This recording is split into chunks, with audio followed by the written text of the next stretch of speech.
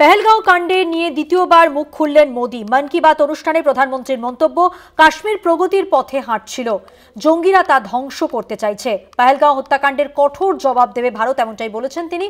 पहलगांवेर घटनार प्रतिटी भारतबासीर रक्त फुटছে।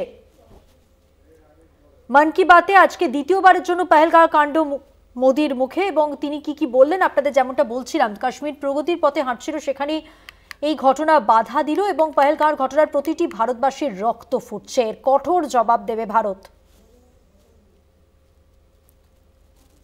সবে কাশ্মীর প্রগতির পথে হাঁটছিল, জঙ্গিরা তা ধ্বংস করতে চাইল।